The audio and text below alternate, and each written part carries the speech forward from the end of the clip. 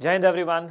सो बच्चों, आज मैं आपके संग कुछ ऐसा इंपॉर्टेंट टॉपिक लेकर आया हूं जिसमें बच्चों को थियोरेटिकली बहुत प्रॉब्लम आती है और बहुत ही 2 मिनट मतलब सिर्फ 2 मिनट के कंसेप्ट में आप उस पर्टिकुलर टॉपिक पे अपनी कमांड कर लेंगे। ठीक है, आपको मैंने बोर्ड पे सिंपली सीधा लिखा हुआ है इंडस रिवर सिस्टम।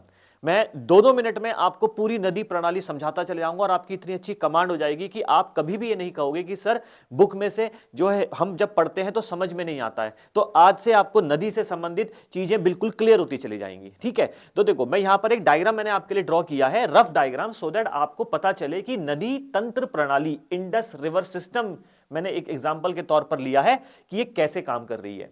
देखो आपने सिंधु नदी के बारे में सुना होगा, तो यहां पर मैंने एक डायग्राम बनाया हुआ है, एक सर्कल बना हुआ है। तो ध्यान दें कि ये जो सर्कल है, this particular circle, this is a particular lake. इस लेक का नाम है मानसरोवर लेक। तो बच्चों ये है आपका मानसरोवर लेक। इसी मानसरोवर लेक से 3 नदियों के उद्गम स्थल हैं। तो हम वो तीनों नदियां समझेंगे। सबसे पहले इसके आसपास की चीजों को समझो। ये मानसरोवर लेक है, यहीं पर एक ग्लेशियर है बेटा। देखो ये मैंने एक ट्राइंगल बनाया है, यहां पर एक ग्लेशियर है जिसका नाम है Chema Yungdung glacier.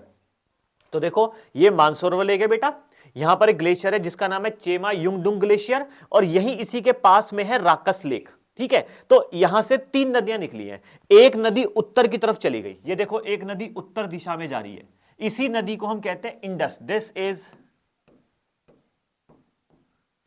Is Indus river. ठीक है, तो ये आपकी इंडस नदी उत्तर की तरफ चली गई। दक्षिण की तरफ ये राकस लेक से निकलती हुई नदी है सतलुज, और ये आपकी ब्रह्मपुत्र नदी चली गई पूरब में। ठीक है, अब इसमें आपको ध्यान रखना है कि जो इंडस नदी इस मानसरोवर लेक से निकलती है, तो इसको तिब्बत में किस नाम से जाना जाता है? तो आप यहां ध्यान रखेंगे, इसको तिब्बत में सिंगी खम्बन कहते हैं। ठीक है, ठीक है, इसको बच्चों क्या कहते हैं? सिंगी खम्बेन इसका नाम है।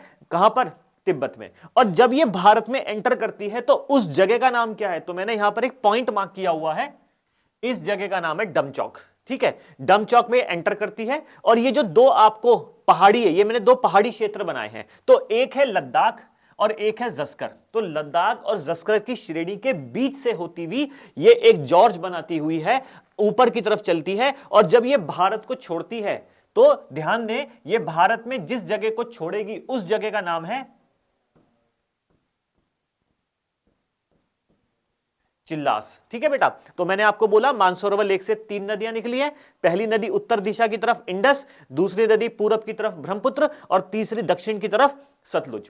इसी मानसरोवर लेक से निकली हुई इंडस नदी को सिंगी खम्मन कहा गया है, और यह डमचौक नाम के जगह से भारत में एंटर करती है। लद्दाख और जस्कर की पहाड़ियों के बीच से होती हुई ये जब भारत को छोड़ती है उस जगह का नाम है चिल्लास, और उसके बाद ये आगे चली जाती है। तो ये तो मैंने इंडस नदी के बारे में बताया।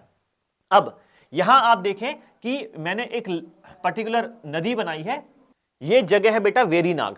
तो वेरीनाग जो है यहीं पर जम्मू कश्मीर में एक जगह पड़ती है वेरीनाग, जहां पर एक शेषनाग झील है। उसी शेषनाग झील से निकलती है झेलम नदी,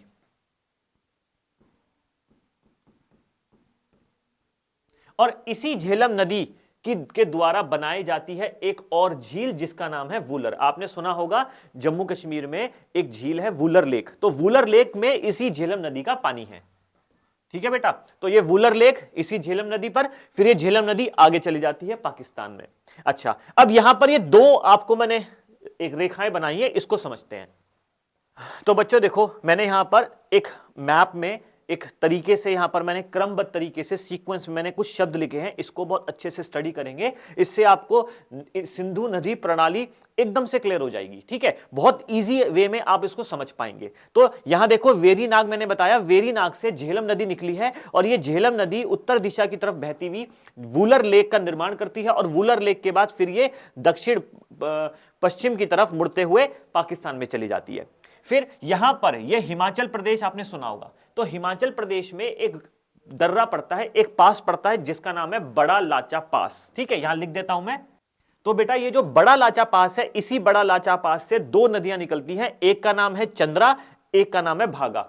दोनों नदियां टांडी नाम की, टी फॉर मैंने यहां लिख दिया टांडी, टी फॉर टांडी, टांडी नाम की जगह में दोनों ये मिलती हैं, और टांडी के बाद इस दोनों नदियों का मिलने के पश्चात इसको बोलते हैं चेनाब नदी। ठीक है। इसके बाद नीचे देखो मैंने लिखा है रावी नदी। ये रावी नदी कहां से निकली है? आरपी। आरपी माने क्या है बेटा? रोहतांग पास। उसके बाद नीचे है ब्यास नदी। ब्यास नदी कहां से निकली है? बीके। बीके माने क्या है बेटा? ब्यास कुंड। तो मैंने यहां पर सारी नदियों के बारे में बताया, इंडस मानसरोवर लेक से, झेलम वेरीनाग से, चेनाब चंद्रभागा को मिलाकर के, रावी रोहतांग पास, ब्यास ब्यासकुंड से, और सतलुज अगेन राकस लेक से। ये नदियां कहां से निकली हैं वो मैंने मेंशन कर दी है। अब आपको इस डायग्राम को देख करके समझ में आ रहा होगा कि सिंधु नदी प्रणाली किस तरह की है। आपको इसमें क्या क्या याद करना होगा, जैसे ये नदी ब्यास नदी सतलुज नदी को कहां मिलती है?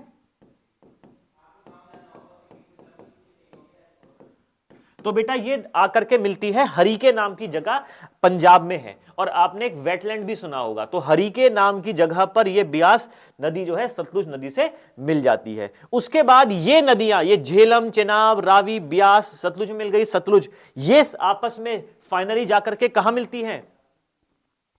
तो यहां पर एक जगह है, एक पॉइंट है, इसको कहते हैं पंजनाद। पांच नदियों का जो है मिलन।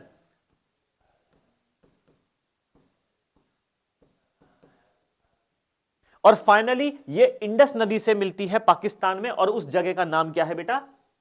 तो बेटा उस जगह का नाम मैंने लिख दिया है मिठानकोट। आप समझ पा रहे हैं? जब आप अपनी किताब में अपने नोट्स बनाते हैं तो किताब में से मैटर को जब निकालेंगे तो किस तरह से आपको मैप बना है वो मैंने यहां पर दर्शाया है। आपको नदियों के बारे में जब इस तरह से तंत्र पढ़ेंगे, अब मानो आपके पेपर में क्वेश्चन आया कि उत्तर से दक्षिण नदियों को अरेंज करो, तो आप इस मैप के द्वारा अरेंज कर सकते हैं। आप इनके उद्गम स्थल को समझ सकते हैं कि कौन कौन सी नदियां कहां से निकलती है।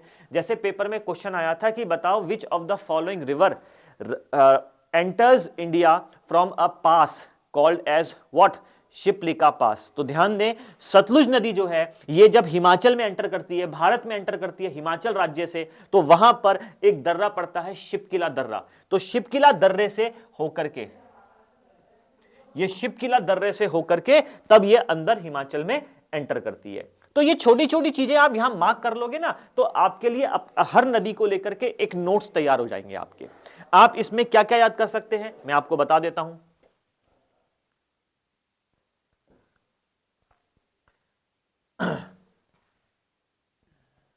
देखो, आपको नदियों को लेकर के बेटा कुछ चीजें ध्यान रखनी है। जैसे पहली चीज क्या है, आपको पेपर में क्वेश्चन आ जाएगा मेन रिवर। क्वेश्चन क्या आएगा बेटा? मेन रिवर, मेन नदियां, मेन नदी कौन सी है यहां पर? इंडस। दूसरा, उसका सोर्स क्या आ जाएगा बेटा? उसका सोर्स। तीसरा क्वेश्चन आपका बनेगा इनकी ट्रिब्यूटरी। आपको इनकी सहायक नदियां याद करनी है। जैसे मैंने बता दिया झेलम, चेनाब, रावी, ब्यास, सतलुज, ये इंडस की सहायक नदी हो गई। ऐसे ही आपको इन सहायक नदियों की भी ट्रिब्यूटरीज, इन ट्रिब्यूटरीज के भी सोर्सेज याद करने हैं। इन ट्रिब्यूटरीज के भी सोर्सेज, देन आपको इनमें याद करने हैं इसमें मिसलेनियस। अब इसमें बहुत सारी चीजें आएंगी। एग्जाम्पल आपको याद करना है कि कौन सी नदी को किस पर्टिकुलर जगह पर क्या बोला जाता है, ये मिसलेनियस नंबर 1 हुआ। किसी पर्टिकुलर नदी किसी ग्लेशियर से, किसी झील से निकल रही है, या वो कोई झील बना रही है, जैसे झेलम नदी ने वूलर लेक बनाया, और मानसरोवर लेक से 3 नदियां निकली हैं। ठीक है, इंडस नदी को सिंगी खम्बन कहा जाता है, सिंगी खम्बेन कहा जाता है तिब्बत में। जैसे ब्रह्मपुत्र नदी को क्या बोला जाता है? सांगपो। ब्रह्मपुत्र नदी को तिब्बत में सांगपो बोला जाता है। इस नदी पर बने हुए जितने भी जलप्रपात हैं, वाटरफॉल हैं, डैम्स हैं, हाइडल प्रोजेक्ट्स हैं, या फिर इन नदियों के द्वारा कोई जो मीटिंग पॉइंट है जहां पर ये मीट करती है, वो कॉन्फ्लुएंस यानी कि इनका संगम दूसरी नदी से जब होता है तो वहां पर कोई पर्टिकुलर शहर सिचुएटेड है, तो आपके लिए बहुत आसान हो जाएगा अगर आप मैप बेस को नदी प्रणाली पढ़ेंगे, क्योंकि आपका पेपर जो है बहुत जल्दी अप्रोच हो रहा है, बहुत कम टाइम बचा है। तो मेरे ख्याल से अगर आप इंडस रिवर सिस्टम को समझ पाए हैं तो इसी तरीके से मैं आपकी और भी वीडियो आपके सामने लेकर आऊंगा। ठीक है, तो चीजें शायद आसान हुई है ना आपकी। ठीक है, तो आप इसी तरीके से इसको पढ़ें। मैं और डिटेल में हर नदी के बारे में आपके लिए नोट्स बनाता चले जाऊंगा। ठीक है, तो बहुत ही कम समय पे आपका पूरा का पूरा टॉपिक कवर होता चले जाएगा। मेरे लिए शायद यही जरूरी है कि मैं आपकी इस तरह से हेल्प कर पाऊं। तो आप मेरे संग जुड़े रहें बेटा, और मेक श्योर अगर आपको मेरी वीडियो अच्छी लग रही है, समझ में आ रही है, तो इसको शेयर करें और हमारे संग जुड़े रहें। जय हिंद एवरीवन बेटा।